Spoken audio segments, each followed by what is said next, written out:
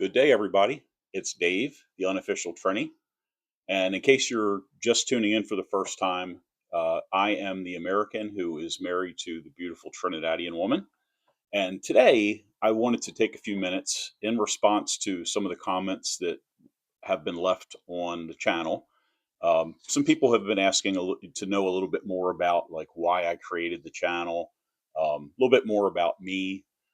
So I wanted to just take a few minutes and talk about that. So why I created this channel. So it actually started back in around 2001. This was the first time that I visited Trinidad with my wife. Um, I had never been out of the country before, except for traveling to a small border town right outside of Texas, to just the right over the line in Mexico, just to do a little bit of shopping. But you could just walk into there from Texas, and that was pretty much it. That's as far as I've ever been out of the country. So 2001 was the first time that I visited Trinidad. And I remember like it was yesterday, landing in Piaco Airport and thinking to myself, wow, this airport is really, really small. And I know it's been updated a little bit since then, but I remember back then it did seem really small to me. And once we landed, my wife's parents and her brother picked us up at the airport, and then we were off to Port of Spain. And the one thing I remember the most is I remember when I got off the plane, I remember the smell of spice in the air. And I'm sure, anybody who's been out of Trinidad and came back, you probably know what I'm talking about. But as soon as I got out, and you could almost smell it in the air. And the other thing was the heat. It was so hot. It was like I hit a brick wall. I remember getting off that plane and saying, "Wow, this is really, really hot here." So, but the main thing that I remember about my first trip to Trinidad was how every person who I met was very accepting to me, being a foreigner, and it's almost like they could tell I'd never been out of the country, but everybody treated me so well.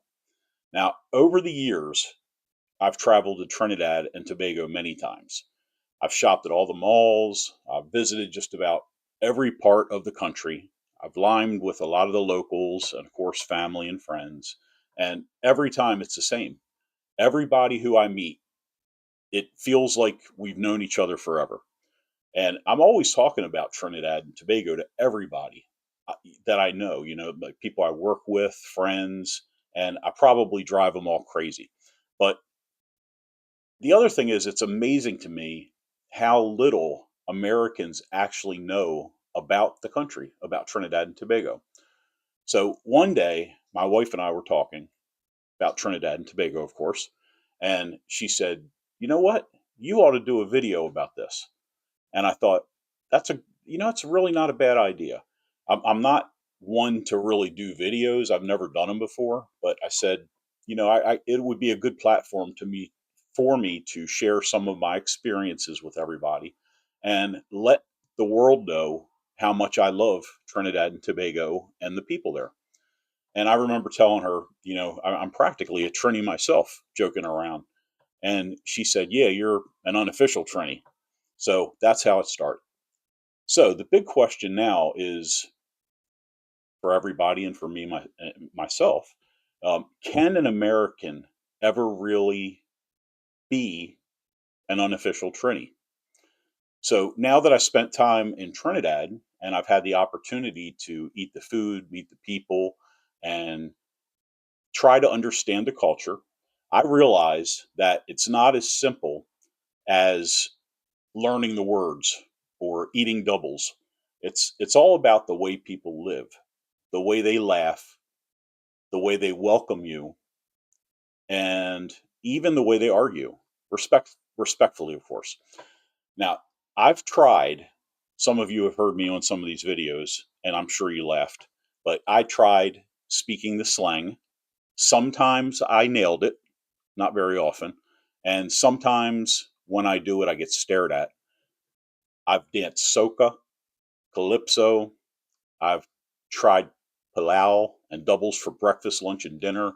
And Yes, I've even survived the pepper. Somebody in the comments recently said, "Hey, you got to try the scorpion pepper." I'm not sure if I'm up for that one, but you know what? I'll try anything. I have stepped inside of temples, I've stepped inside of churches, mosques, and even shelter Baptist services. I've learned to respect the rhythm of the day, the pace of conversations, and the way Trinidadians lime and joke with each other and me. And here's the thing, it's not about copying, it's about understanding. It's about listening, watching, and you have to participate and you have to laugh at yourself along the way because you know what? Nobody's perfect. And we only get a chance one time, right? We're only on this earth one time around, depending on what you believe. But it's important to make the most of it. Now, you know, Trini isn't about, like I said, it's not about pretending you're somebody who you're not. It's about showing up with curiosity, being respectful, and doing your very best to understand the culture. Then the important part is you have to take what you learn and you have to become a better human being from it. So let's see if I can answer my own question. Can an American ever really be unofficially Trini? Maybe. Maybe not fully, but one thing's for sure. You can experience it, you can learn from it, and you can carry a little piece of that spirit with you wherever you go. That's what I'm doing. One doubles, one lime, one festival, one handshake at a time. And here's the thing, the more that you step into another culture with respect and curiosity, the more that you realize we're all just trying to live and we're all just trying to laugh and connect. Maybe being unofficially Trini isn't about the label at all. Maybe it's about the heart. So thanks for joining me today with this. Whether you're from Trinidad, America, Canada, Europe, or anywhere else in the world, take a moment, if you have the chance, and step into another culture. You might be surprised at how much you can understand and how much fun it can be. And don't forget to subscribe to our channel so we can keep this love going. Thank you, everybody. Peace and love.